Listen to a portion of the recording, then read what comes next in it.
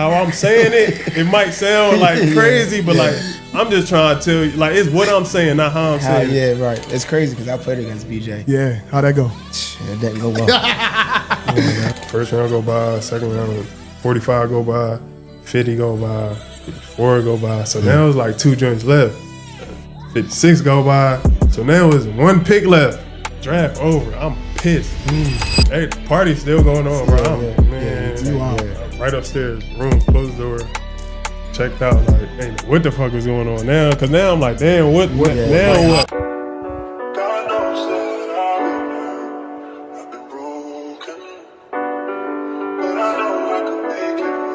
Signed on Friday to a 10-day contract. The 23-year-old rookie Johnson putting it up and in. Nice looking shot there. First NBA basket for B.J. Johnson. B.J. Johnson with the left-hand jam. He's proving his worth.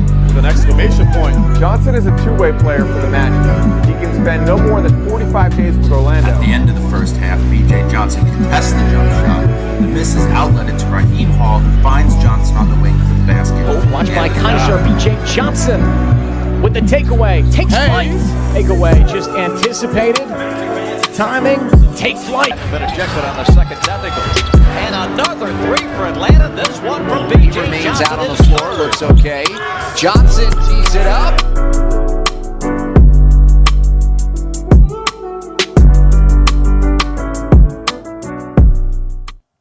Look, this isn't just a podcast, this is motivation. They be like, Rez training who? I just know they hate it. We ain't being patient, cause that mean that we be waiting.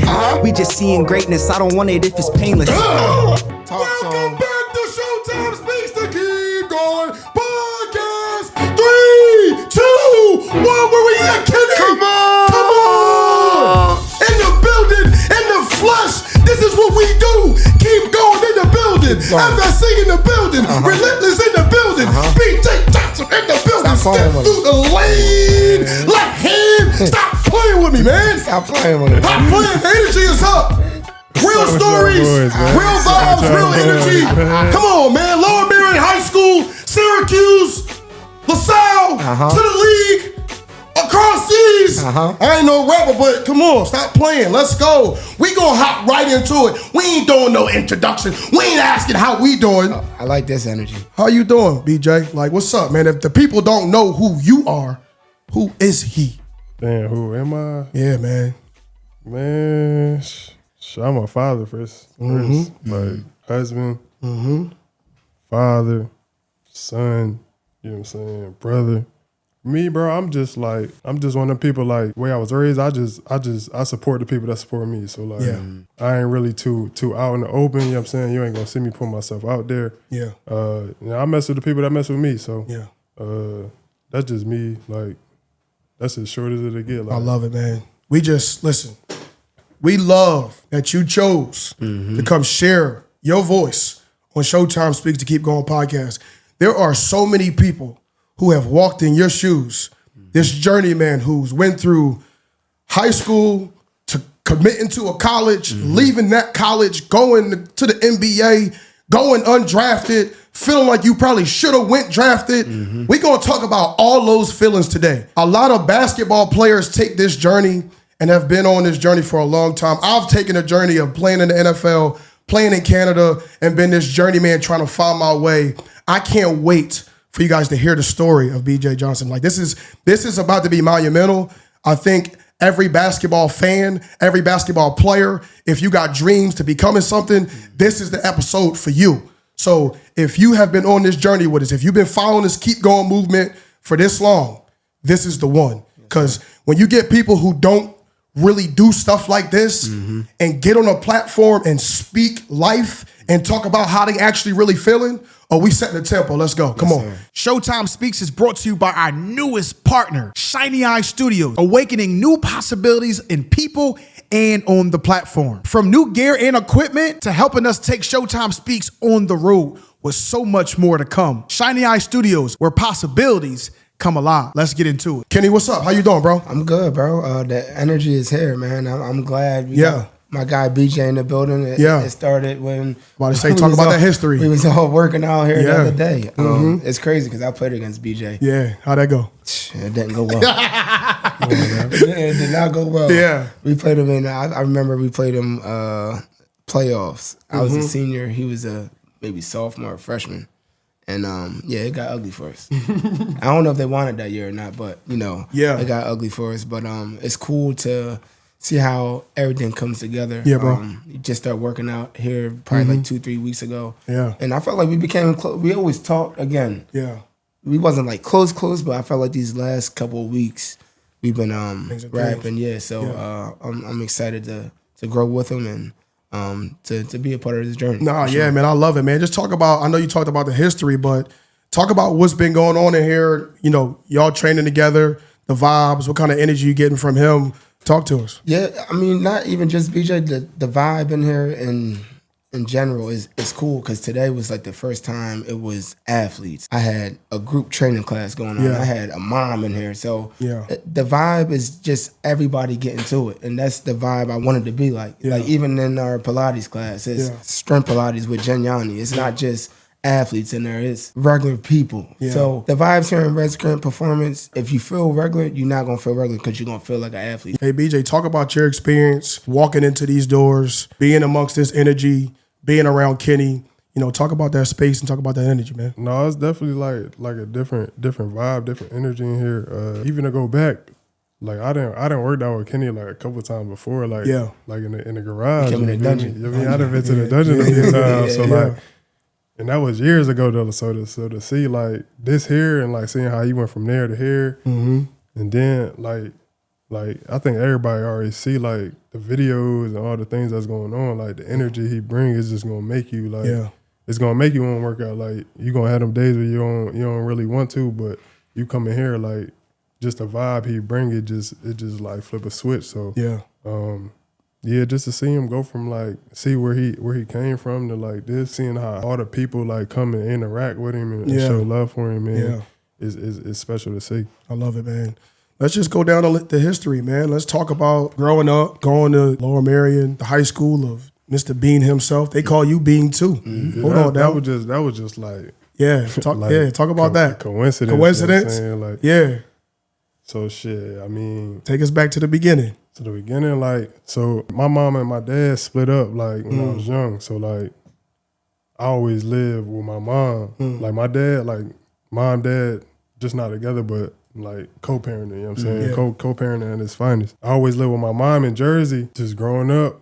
We got to, I think, 8th grade. 9th grade, actually, I played 9th grade in Jersey as well. We was thinking about, like, what's the next step, you know what I'm saying? So my dad happened to live in Lower Merion. So, you know, my mom, she agreed to give her baby up, you know what I'm saying? Let me go stay with my dad, and then, you know, Lower Merion, the rest of it's history. Yeah, bro. Now, did you always play ball or did you play other sports growing up? You look good, you feel good. And when you feel good, you play good. That's the Shweon standard. Whether you're suiting up for a boardroom or you suiting up for the big day, or maybe you're just suiting up just to look good, Shweon Suit and Formal Wear has you covered. Step up and go look like a winner. And tell them ShowtimeSpeaks sent you. So, yeah, I grew up, I played baseball and basketball when I grew up, like, growing up. And for real, baseball really was my favorite sport. And then it got to a point I just kept growing, like, so it was like, man, I want to play baseball or I want to hoop. And just kind of, because I kept getting taller, I'm like, man, I might as well just really start taking it serious. But then I think I stopped playing baseball like 6th grade. And then 8th grade, I'm like, damn, I miss it. You know what I'm saying? So I tried to go back. That shit was completely different. They throwing that bitch too fast. I can't, you know what I'm saying? I can't hit, all type of shit. So I'm like, no, it's over with now. Yeah. I'm going to move on. But like both sides of my family, like everybody athletes. Like my dad played at LaSalle. He played overseas for a little bit. My mom played in college. Wow. You know, my dad got like cousins and uncles that's like played for the Phillies, all types of stuff. So like our family just like, it ain't even really you got to play basketball. It's like, but you got to play. Something. Like you can't have these. You know what I'm saying, these genes and you ain't gonna take advantage of it. So that's just how it was. Like when did you know you was good though? Like, cause basketball, you really got to be special. Facts. So like I'm watching, I'm going through the history. I'm seeing I'm seeing all this. I'm seeing dunking. I'm seeing layups. I'm seeing two going to the line. Talk about like Talk about that. So for me, like I feel like, and I think my mama, she'd probably be the biggest person like that to like back me on this. Like I feel like I've been like overlooked a lot. You feel me? Like people see me now and like my later years in college, they be like, nah, you was like in high school, like, oh, you was always the guy. Like, Yeah. But like before that, I feel like everybody was going to all the top camps. I was always the last one, like the odd man out. Yeah. Like people going playing for these teams, and I was always the odd man out. So maybe like freshman year, Yeah. I was probably like 6'2". Hey. But I was always like, I started school early, so I'm always like Ahead. Younger first. I'm young. I'm Oh, younger. younger. Like, Okay. So every Okay. team I was on, even until like my second, third year in the league, I was always like one of the youngest players on the team. So Yeah. like everybody else seen it before me. Like like middle sophomore year, ended sophomore year. Like that's when I started going to like camps and playing the showcases and things like that. And then it's like, damn, like he really like that. Like Now, was it that summer? Like, was there a specific point in that journey, like throughout that journey, where you was like, where you like just took your game to the next level, or like for you, did you always feel you like you was nice and just get looked at like that? I feel like I was always good. Like I feel like I was always like on my team, I was always one of the better players, but I just feel like when it came down to like big decisions, like big things like that, like camps and stuff like that, I feel like I just never like how I grew up. My pops he ain't really like agree with AAU. You feel me? Like he ain't really. I played AAU, but I wasn't playing on like the circuit, like the Nike circuits. And all them joints. Like all my joints was like local joints. Yeah. Whereas like we got coaches that's really trying to like teach you the game. Yeah. Whereas like now it's like everybody got AU team, anybody can play for a team. Like back then you really had to be good to be on like the best teams. So like I was on the better teams, but it wasn't like we wasn't just trying to go to every tournament. We trying to go to like the main tournament, the strategic joints. You know what I'm saying? You already know when it's time to shine, you go see Cozy Jewelers. The only jeweler rocking the 5 C's: color, clarity, cut, carat, cozy, diamond, diamonds. Because around here, cool is the standard. Step up and visit Cozy Jewelers today and tell them Showtime Speaks sent you. When I was I'm like, I could do whatever I want. It's probably like in between sophomore and junior year. It's tough. That's tough. And then junior year, going into senior year, that summer, that's when I went with team final. That's when the first time I ever been on the circuit. Yeah. Or with sophomore year, going to junior year, and I went with them. That's the first time I ever been to the circuit. And I had like, I started getting invited to all these Nike camps. Yeah. And I went from like unranked to like top. I finished like 82. Like the very last ranking they had. That's I went crazy. from unranked to 82. That's like, what does that feel like to even see as a kid, to see your name lit up like that? Does it motivate you to go harder, or did you feel like I arrived? It's crazy. So like I said, that was the very last, like my very last time to change that, like that very last ranking where I got it. So like seeing it is like, damn, like I'm one of the best players in the country, like for real. Like you can't even like argue it. Yeah. But then the competitor, like, in me, like, I'm looking at the names and it's like, bro, I done seen him on the road a few times. I done cooked him. I done cooked him. Yeah. It's like these guys, top 25, top 30, and it's like, I don't like that. Like some in me ain't jacking that. A lot of politics. I mean, it's like a mix of politics, but then again, like I was telling you, like I wasn't on the circuit. Like back then, like if you look at all the top 100 people, like they in EYBL playing the Nike circuit or in the Under Armour circuit, and I ain't never playing that to my the very last joint. So you think if you would have played a little earlier, your situation probably been different? Top 25, bro. Wow. Like, I really think was better than that many people. I feel in you. my class. And my class was loaded. Like it's some dogs in there. Like I ain't gonna say, oh, I'm better than him. Like Jabari Parker was in my class. You know what I'm saying? Like my class was loaded. So I ain't gonna say like, no, nobody worthy of their ranking. Yeah. But it's still respect, but still looking at yourself. It's a lot of y'all on there that they ain't want. It's crazy because like I didn't know much about you, bro. Right, and I see you in here. And then I see the tape, and I'm like, oh, like, I had to tell you, like, because at first I ain't gonna lie, I ain't know, because I ain't even like being on this joint like this a lot. I know. Like it ain't a lot. I know. On some like uncomfortable level. I know what it's you a mean. lot for me. Like Yeah. I could go get 30 right now and won't say not a word to nobody on the court, bro. Where is like, what is that? Is it like a confidence thing? Is it I just don't really get into that? What is that makes you so reserved, bro? I ain't gonna say it's that. I ain't gonna say I don't get into that either. Cause like if you want to go there, we could go there. Yeah. We could go there. You know what I'm saying? Like you heard him. no, but like most people don't know my dad. Like my dad outgoing, like super outgoing, and then my mom, she's super laid back. So like I got like her like temperament. You feel me? So like on the court, I'm not really like I don't want to waste any more energy arguing with you. Like, I feel you. You feel me? Like I do. And my pops, he big on like we step on the court, like let's get it. Yeah. Like, hey, what we talking for? Like, bro, show me. You gotta put on your sneakers just like me. No, So 1000%. somebody gotta win. Was your pop hard on you? Like, did y'all used to play 1-on-1? Like, how did that go with building your game? Like, did you spend a lot of time with pops? So our shit is good, but it's complicated. Like our shit, we was on some like Jake and Jesus, like in the park, we getting after it. Ooh. I'm in that bitch crying. I get mad. I don't walk 5 blocks down the road to my grandma's crib, like crying. Yeah. He walk in there, she like, calm down. He like, no, like he gotta get through it. You feel me? So my mom was like the mediator between us. So he the one that put the ball in my hand. And he know the game, so he done taught me the game like the right way, like how to play. Like play on any team, like I could play on any team just because I know how to play, like the ins and outs of how to like play basketball. Back then it was different. I feel like all the parents back then was hard on the kids. Like now it's like it's a little different. But like our dynamic was like, for me growing up, it just felt like it was more like sports dynamic than a like father son. You feel me?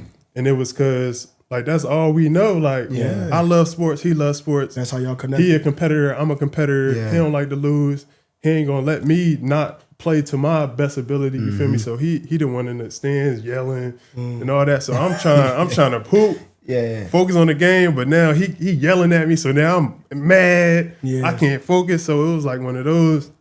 And then it got to the point where it was like my mom sat us down like, hey, like, wow. We both on the same team, like, and he put it as like, I'm just a loud motherfucker. Like, how I'm saying it might sound like crazy, but like, I'm just trying to tell you, like, it's what I'm saying, not how I'm saying it. Right. But like, That's you know how I get though, like, once you get like a certain age, you like, hey, hey man, what you want to do? So no, we had got into it. We had got into it one time at a tournament. We was like 14. Shooting a free throw, he under the basket, just talking. I'm man, shut up. All right. I'll see you later. So after the joint, we get into it in the parking lot and shit. Then we had a tournament, so we get into the parking lot. It died down or whatever. You brought it back up. You know I got this his weekend, so I'm staying with him this weekend. So I'm in the car, we driving in the car, we having a game talk, he's snapping. But it's like, now older, like as I got older, it got easier. Like I understood it, and we got a better relationship. Yeah, like as I got older and shit. But nah, it was like that shit was rough. But I feel like that's why I'm the way I am. That's why when shit happened, like I ain't really too phased about it. Like I know it's gonna change. I know I can get through it. You feel me? Right. So, it makes sense, man. Like when I watch when I see your highlights, and I see how you ball, and I see how you dunk. He dunked that motherfucker hard. I see that energy that you got from your pop. That's a cool dynamic, man. I love hearing stories like this, man. This motivate, me, but also like there's a lot of kids right now that are dealing with their relationship right now with their pop, their mom, and just trying to be better in sports.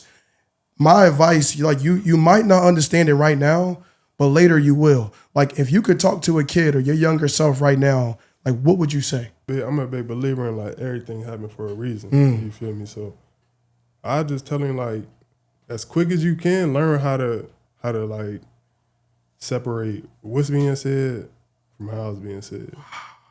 And then a lot of times I could do something on the court and my papa tell me and I'd be like, like when I was younger, my pops would tell me, I'd be like, all right, whatever.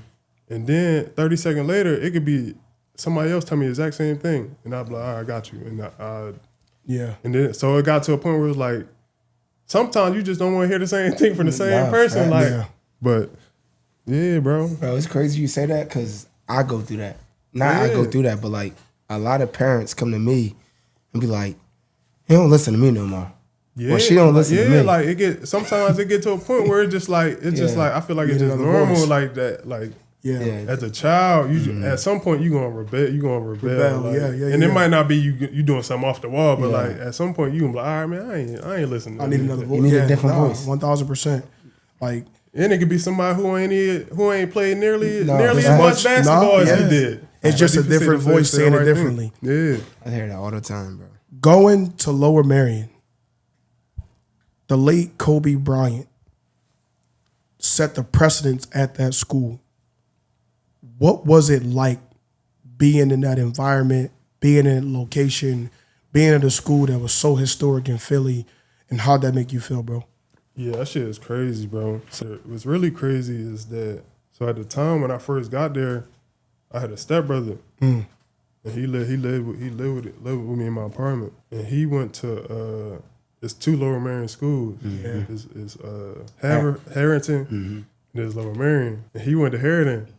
And I went to Lower Merion. We live in the same roof, so it was a big deal about that. Yeah, so they having to figure it out or whatever. But my first year there, they had made a new school, like new building, and they had a gym. And he donated like hella bread to it, and they donated the gym to him. So it was a big ceremony. My first year there, where they was like donating the gym. So he came, and they had a big ceremony for him. So that was dope. But like my high school coach, the same coach he had, like Greg Downer, the same. That's crazy. He's still there. So he pretty much carried that same like mentality through from Kobe like to now. Like, is he still there now? Yeah, he's still there. Wow, just like PW coach. Man. Yeah, we don't win. We don't accept that here. Like, like we don't accept that. He like one of the reasons. Like, even if you look at like my tape, like my game is so simple now. Like, again, my dad tell me a million times, like, ain't no reason to be playing around, dribbling a million times. Like, no, I ain't trying to hear that. But look, so when I'm in high school, going into my junior year, I was in the country. I mean, in the state over there, I was probably like 2 or 3 in the state, something like that. We had a practice. He said, "Hold up, like stop the whole practice." He like, "Bro, you got 3 dribbles. That's it. Like every time you touch the ball, you got 3 dribbles. If you can't shoot or get to your shot, 3 dribbles, get rid of the ball." And like my whole career, that's how I play now. Like you ain't gonna see me like dribbling too much, and it was like something like so simple, like change the whole direction of like your game. So I was there 3 years. We went to 2 district championships, 2 state championships, and we won one of them. Damn. Now, did you know you was gonna go like to the league, like from Lower Merion? Did you have that like Kobe? I don't know if he came. Did you work out with him one time? Like, did you feel like? So I mean, it was crazy though. R.I.P. So it was crazy. Doug Young, he's one of like. He was one of Kobe's teammates in high school. He worked for the township Lower Merion, but he was part of our team. Like he was assistant coach for our team. So after he died, I was just talking to Doug, and we were just like catching up, checking on each other. That year I had played in Staples. I played against the Lakers in Staples. I had a good game. And he's like, bro, like he was so excited. He's like, bro, he is so excited for you. Like he couldn't go to the game that time, but he texted me like right after, like. He's so proud of you, like, y'all got to get in the gym this summer. And then, you know what I'm saying, we just ain't never get to that. But, yeah, bro, this shit crazy. Like, I remember, like, when it happened, like, I remember exactly where I was. I do, like, too. We had a game in Orlando. We was in the locker room. It was, like, me, Terrence Ross. It might have been, like, Markel Fultz, maybe somebody else. And, the media, like, lady walked in. She, like, Kobe died. Everybody looked like, bro, what the fuck you talking about? Like, Kobe who? And she like, Kobe Bryant. Everybody looked at each other like, bro, stop playing. She like, no, I'm dead serious. And everybody like, you can feel like the whole energy just left that joint, bro. Yeah, bro. That's deep, man. Like, just that whole thing and what he meant to the game. You know, just the energy and the vibes, man. Rest in peace to Kobe Bryant. Just truly one of the most inspirational Mamba mentality the energy, his looks, his faces, just everything about who he was and what he stood for, impacted the whole basketball community, and even impacted you a lot because you went to Lower Merion. That's crazy, man. It's a story, man. It's a true story. Let's fast forward to Syracuse. Let's talk about. You get what I'm saying? Like you go through high school and you ready to commit to go to the school that you want to go to. Mm-hmm. Talk about the process. Talk about what went into it. I saw the picture with your family and all your teammates all wrapped up around when you signed. Talk about that, bro. My decision making process during that whole thing is probably like more simple than a lot of other people. So like growing up, like I got like 5, 6 people who were like friends that could be like, bro, like 7th grade, you said you was going to Syracuse, bro. Man, that's crazy. Like it wasn't like I want to go. Maybe I want to go here or here. He was like, no, like you knew you said you wanted to go there. Sophomore to junior year, that summer, that's when I started going to like Nike camps. Went through a couple of them joints. Got like started talking to Syracuse a little bit. Then one day we had like after school workouts or whatever. Bayheim and I can't remember if it was Coach Red or one of them. They came to watch the workout or whatever. So like my teammates was geeked because they like damn, it's Bayheim in this joint like. That's all it is, yo. They be showing up. So like a couple of times it was like we had like Jay Wright coming that joint a few times. So like they was in there geek. So we playing or whatever. We doing our workout. We end up playing a little bit. Yeah. Some shit happened.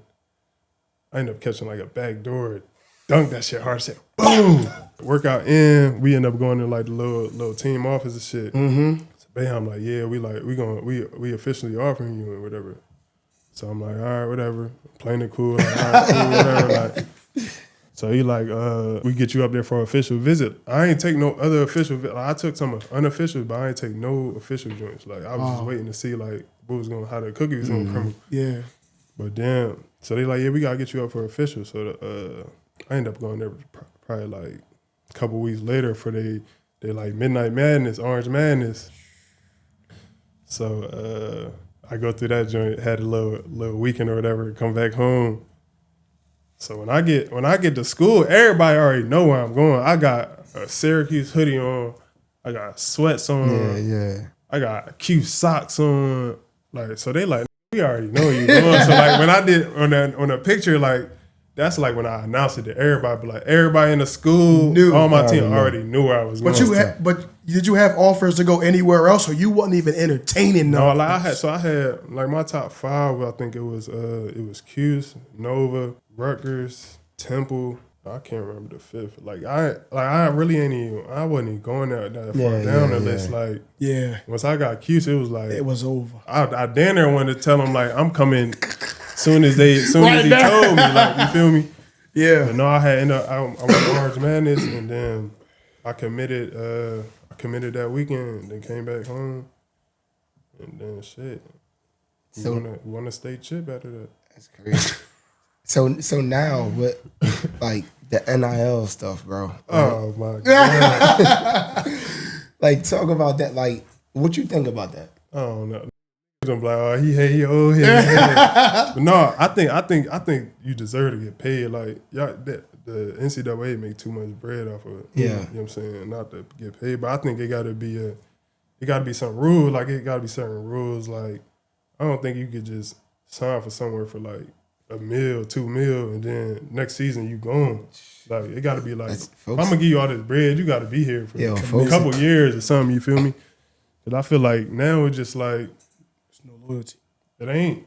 Then you looking like, even like March Madness, you ain't really gonna get too many like upsets. No more. Right. All the good players is gonna be where they giving out the bread. Mm-hmm. Yeah. Like it's hard for high school players to get a. Exactly. One of them top 40 dudes. It's hard for you to get a jump because everybody else they trying to get somebody. They getting older that's players. 23 out the portal. Yeah. You know what I'm saying? So, I mean, it's a gift and a curse. Yeah. Now, talking about the portal, talk about like your transition from Syracuse to LaSalle. Like what happened at Syracuse for you to transition to LaSalle? So my situation was when I went to Cuse, I like if it was now going through that process and when I did it, I probably would have sat back and like looked up, like researched it more. like who I'm playing behind, like who coming in, things like that. But like at the time when I went, so my freshman year I ain't play at all, and we started 25 and 0. So we was number one in the country. So like, what I'm gonna say? Yo, I'm supposed to be put me in the game. Like, no, like we was loaded. Like I was playing behind C.J. Fair, Jeremy Grant, Trevor Cooney, Mike Benajay. Like our point guard was Tyler Ennis. That was my roommate. Like you know what I'm saying? That's my dog. But it's like I couldn't really say none of that. And then going into that, my freshman year, I was supposed to redshirt, but we had took a preseason tournament to Canada. We played like 4 games and I was cooking. So then he looking like, damn, like at some point we might need, like we don't know we gonna go 25 and 0. So he looking like, damn, like I might need him at some point. So I ended up not redshirting.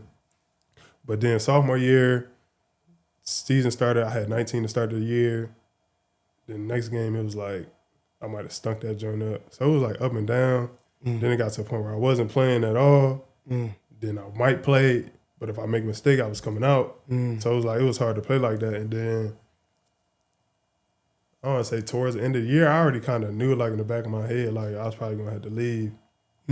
But then we played the Notre Dame. They was like, I want to say like top 10, top 15.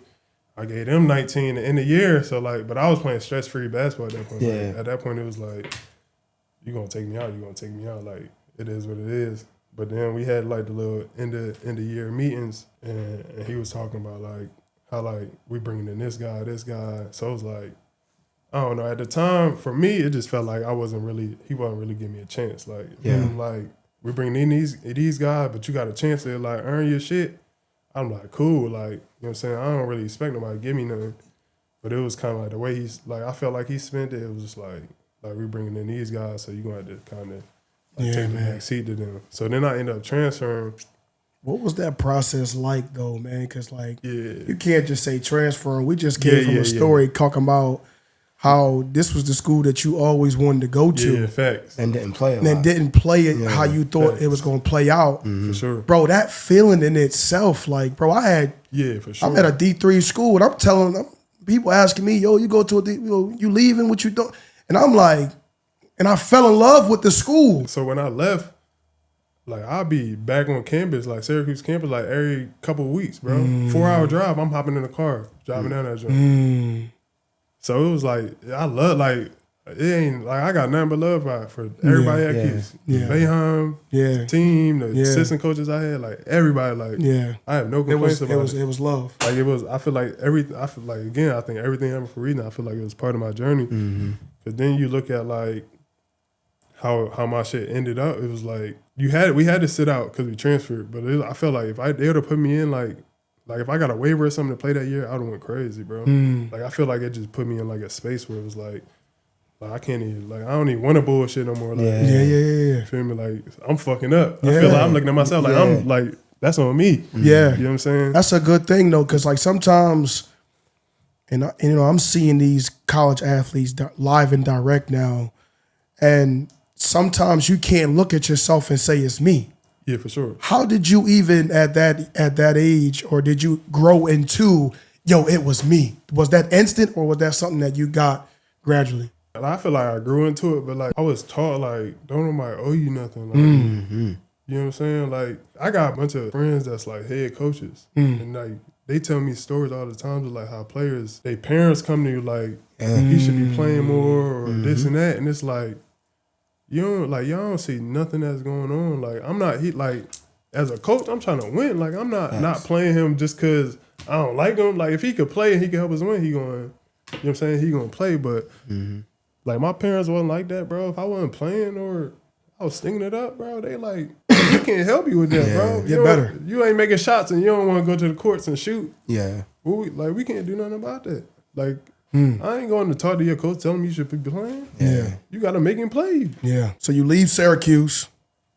Yeah, announced that. So I announced that, and then John Giannini at LaSalle, he called me, like, yeah, I hear you transferring, like, we'd love to have you, whatever. So I'm like, yeah, cool. I ain't want to rush that process, but I ain't want it to be like the original, you know what I'm saying, going through. So I ain't want it to be like no drawn out junk. So I get off the phone with him, bro. probably like I might have a couple phone calls to other coaches here and there, but like over that like 2-3 days. But like got off the phone with Giannini probably like day and a half later. Knock. I'm like, what the f-? Like me and my roommate like, what the like. Open the door. He had the door. Oh my God. That's crazy. He done pulled up to the door. And all right, like our apartment, that shit. Wait, the dorm in Syracuse? Bro. Yo. Yeah, that's crazy. Our little like apartment, that shit was like a little trap house, like a little bullshit, like crib. You feel me?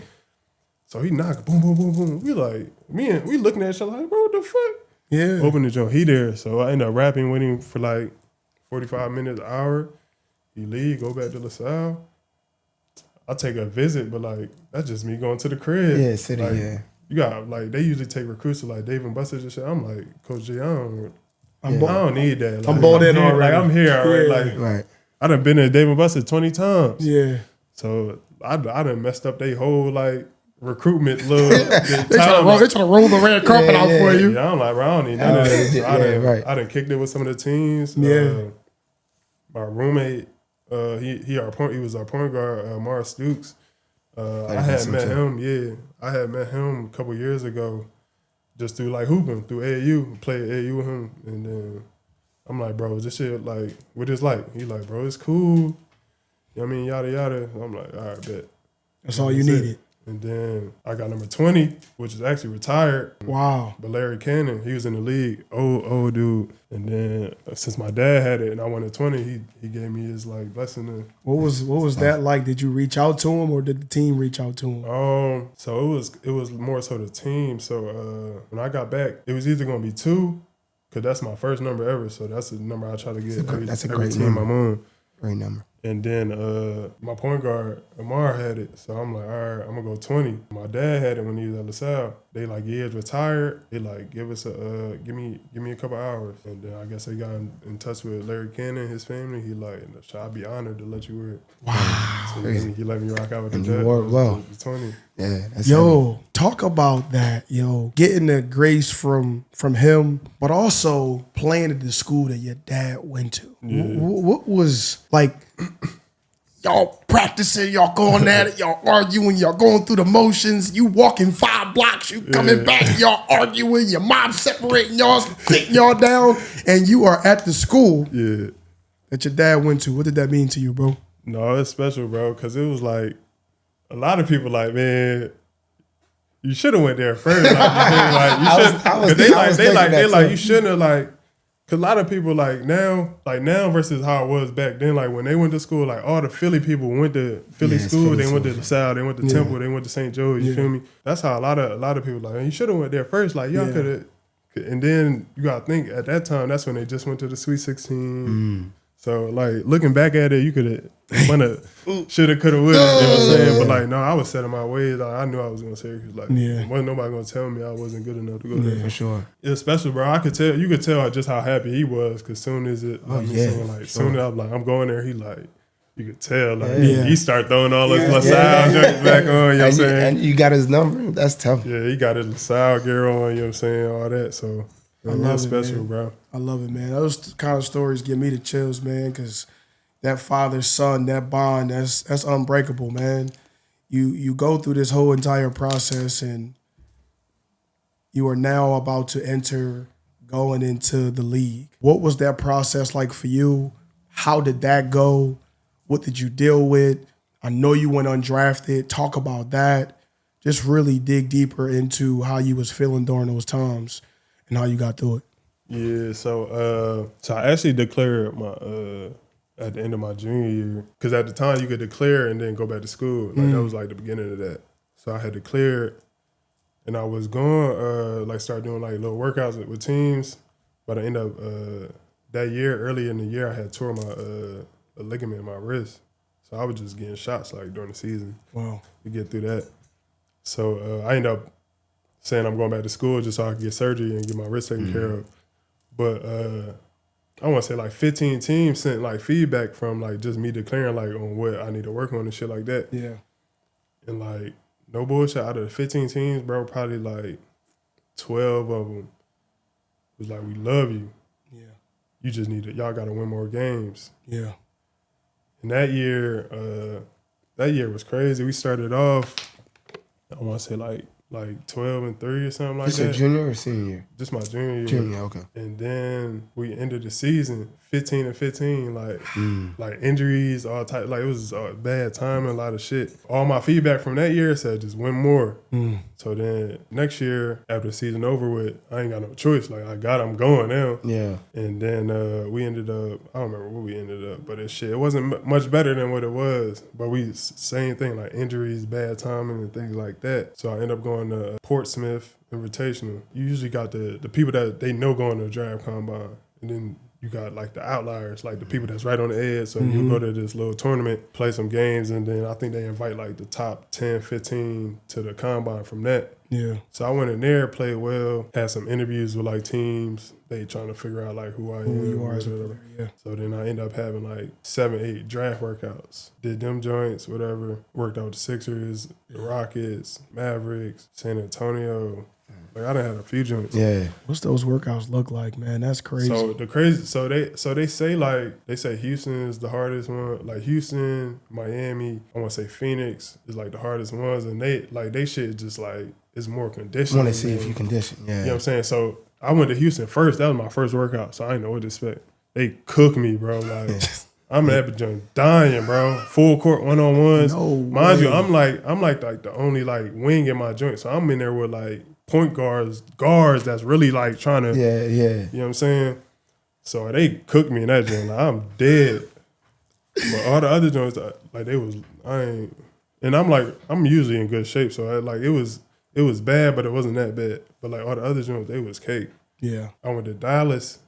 They had like the 45th pick, 50th pick, like 54, 56, 57, some crazy. They had hella picks. So when I left that joint, my agent was like, yeah, like Dallas, and they considering like one of them late joints. So I'm like, cool. Right. Like I just get me in that motherfucker. Like just get me in that joint.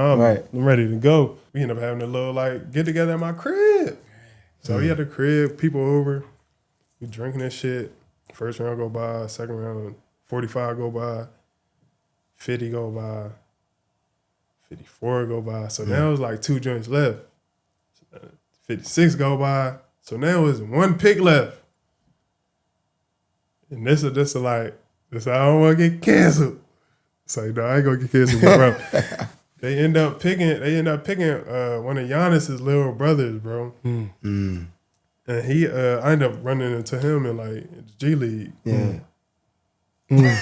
Bad You know what I news. mean? Yeah. But it was like, so draft over. I'm pissed. Hey, party still going on, bro. I'm right upstairs, room, closed door, checked out. Like, ain't know what the fuck was going on now. Cause now I'm like, damn, what? How does this even work? Yeah. So then I end up going. I get invited to a G League elite camp. Go crazy in that joint. Then I end up signing with Lakeland and G League. Then I signed 2 10 days with Atlanta. That's where I got my start. Then bad timing. Big man that we had at the time in Atlanta got hurt. They had to waive me, bring in another big man. So then I went back to G League. Then I signed with Sacramento, Summer League. Then they waived me. And then Lakeland or Orlando, because they was like so much to like my foundation. They showed love, gave me a 2-way, and then so like at that point I'm like I'm officially like an NBA player. You feel me? Like I'm one of the 5,000 people that ever play in this jail. Like That's crazy. Like I'm watching the tape. You shoot your first shot off the pick. Yeah. What is that like, bro? Like I know what it feel like to catch a touchdown in the NFL and CFL, all that crazy stuff. And that feeling that I got. What is that feeling like scoring your first NBA bucket, bro? For real. Like it felt like it wasn't even crazy. Like it just felt like I was supposed to be there. Like Yeah. But the craziest thing right before that, I get in. Crazy story. So I'm in Atlanta. The game before we played the Bulls. We played them back to back. We played them once in Atlanta, and the next day we played in Chicago. That's when I got my start. So they go to like double, triple overtime in Atlanta. We go to Chicago. Taurean Prince, he was a starting 3-man. He had like a family issue he had to deal with, so he ain't travel. And then the backup 3-man was Vince Carter. Crazy shit, bro. Crazy. The backup 3, Vince Carter. So wait, hold on. You was teammates with Vince Carter? Vince Carter, bro. Vince Carter. So we in Chicago, we in the locker room getting ready for the game, putting on my shit. He walk up to me, he like, young fella, be ready. So I'm like, cool. Yeah. I'm like, cool. Like, I'm gonna get a little bit of tick. A little bit of tick. Bro, I'm like the first they called off the bench. I'm like, oh shit. I'm trying to take the pants off and shit. So I end up getting in, run up and down like 1 or 2 times. First time I get it, I'm on the wing. Catch that bitch, jab, step out of bounds. No! Turnover, bro. I'm like, oh man. I said, oh man, I'm about to fuck it up already.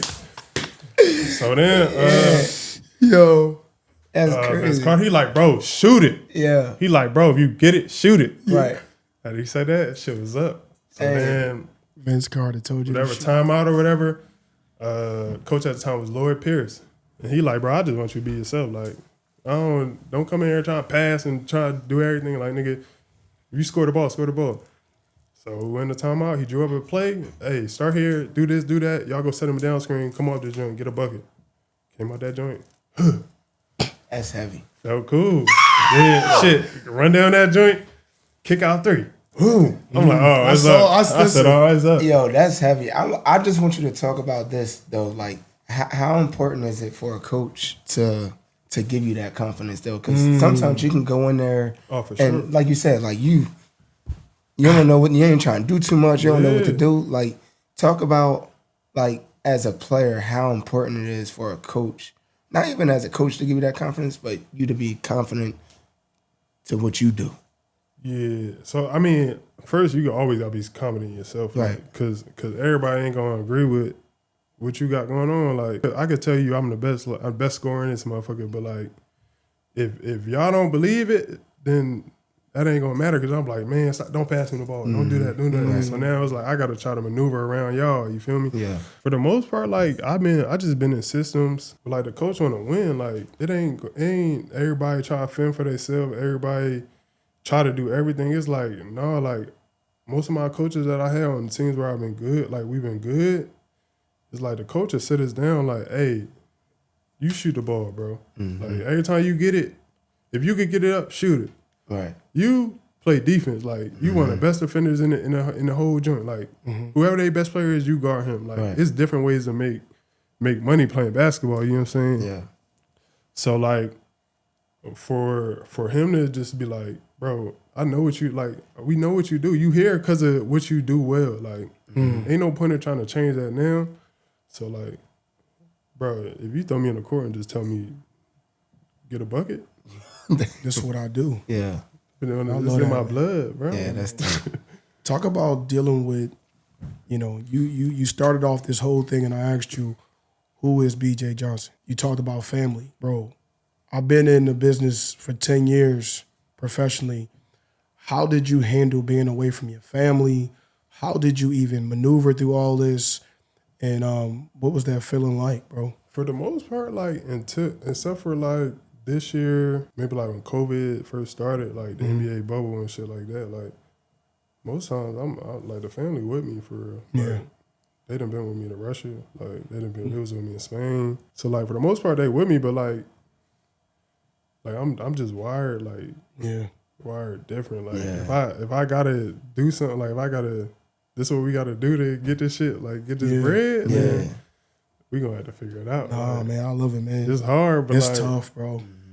It's shit for the business. You gotta look at the bigger picture. Yeah, man. Just talk about dealing with the business, man. Now you talked about your NBA stint. You had to wait your turn to figure things out, and you decide to go overseas. There are a lot of basketball players that have been maneuvering and trying to get through all this stuff.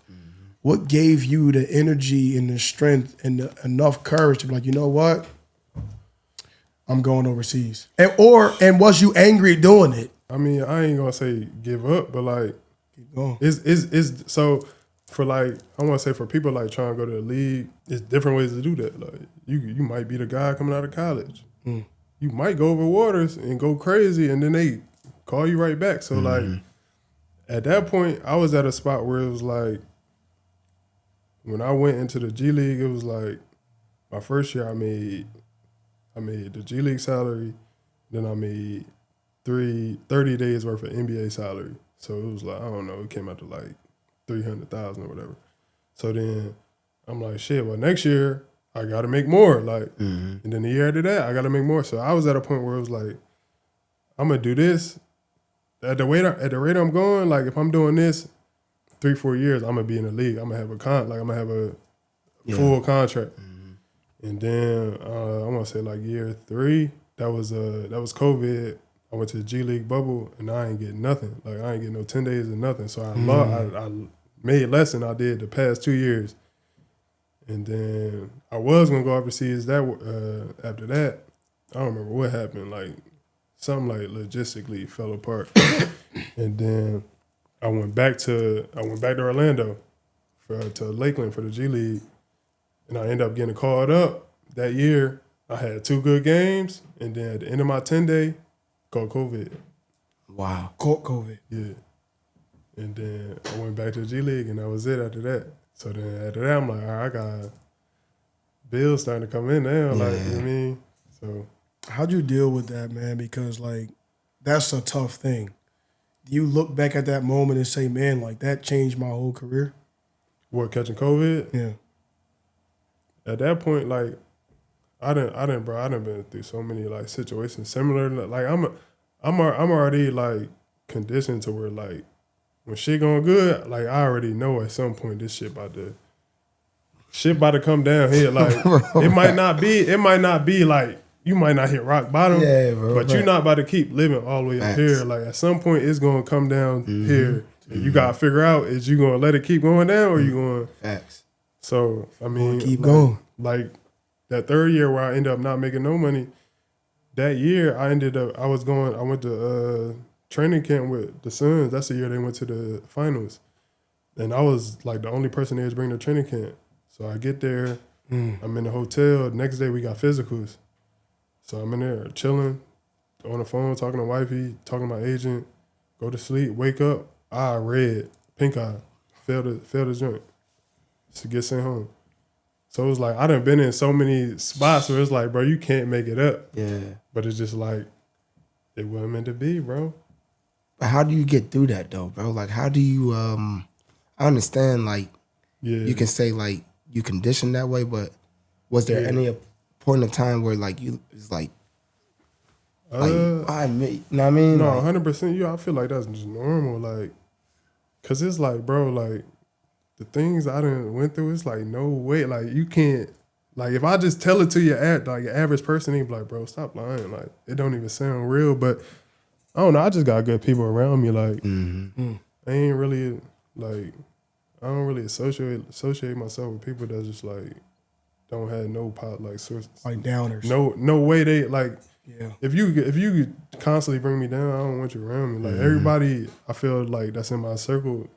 They all do different shit, but they all serve like a purpose. You feel me? But and then, bro, I just believe like God already know what's gonna happen. You feel me? So you in Russia, you in these different places. Yeah.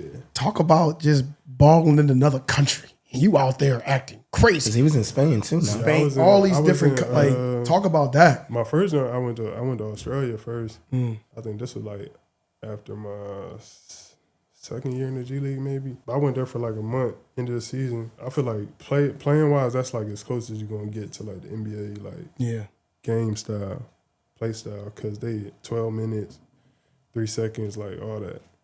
But then you get to like Spain and Russia, like ain't no 3 seconds. They not really playing up and down like that. It's a slow game. You gotta run plays and all types of shit. But man, you ain't basketball. Bro. You ain't scared out there. Like you talking about Russia. We talking about This ain't like no 5-hour plane ride. No, for sure. Cooked all the way out there. Yeah, no, it was so with Russia when I first got there.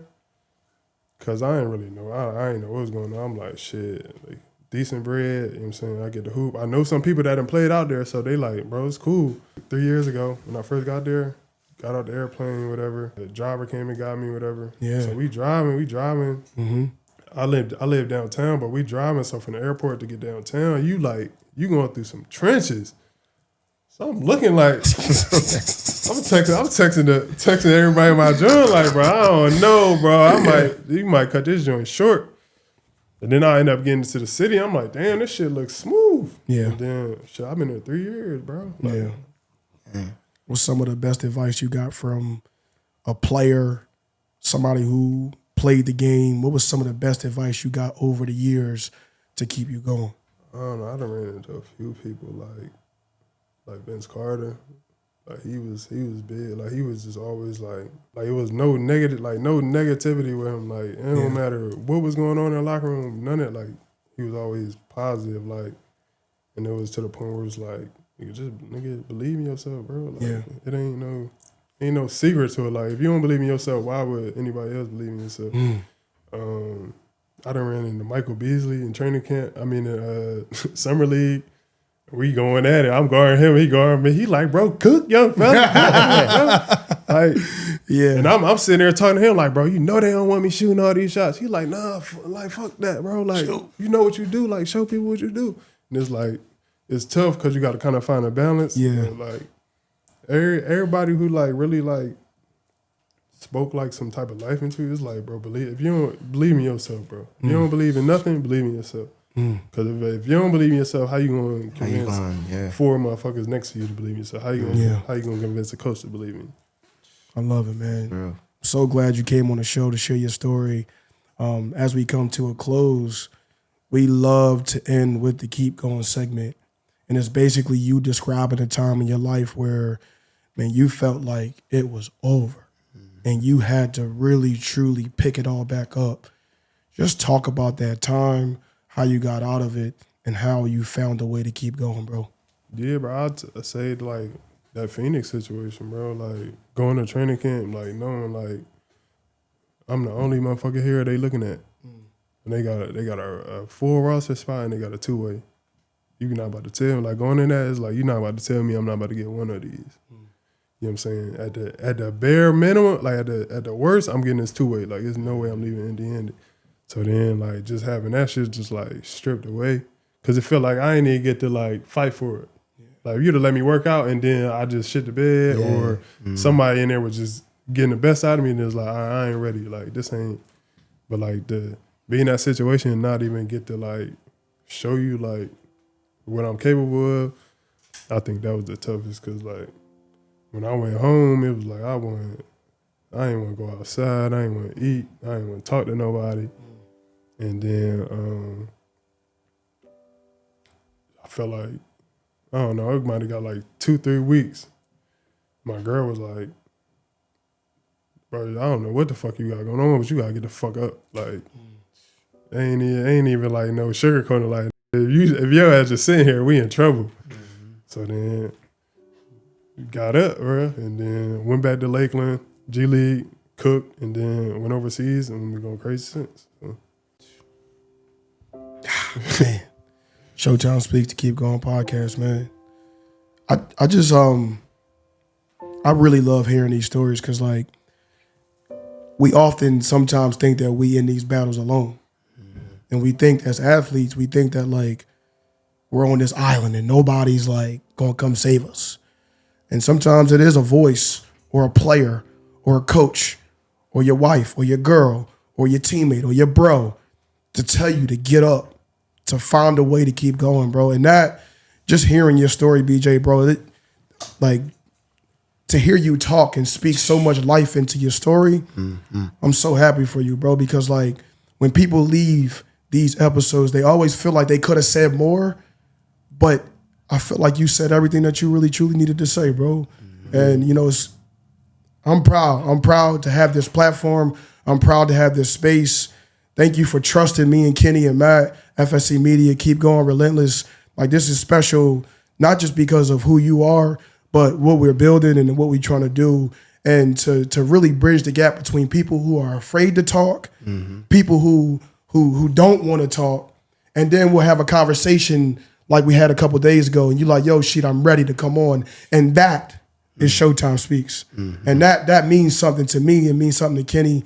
It grows to like the show, like, man, what we doing, it's working. So, I mean, thank you, bro. We appreciate you. Kenny, close us out, bro. Nah, man, like, this is what we try and do. This is what it's all about. Again, I felt like I've been getting to know BJ even more these last couple of weeks, but now I feel like I know you even more, bro. And I know why you the way you are. And never change that.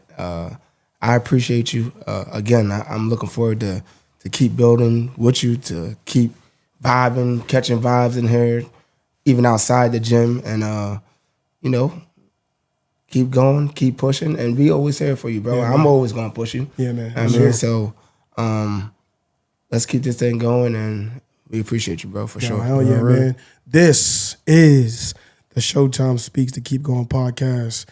You just listen to BJ, you just listen to Kenny. Big shout out to FAC Media. We doing something special. Continue to walk on this journey with us, y'all, because you always know it's always going to be Showtime Speaks. Come on. What's the matter with you? There is no tomorrow. There is no tomorrow.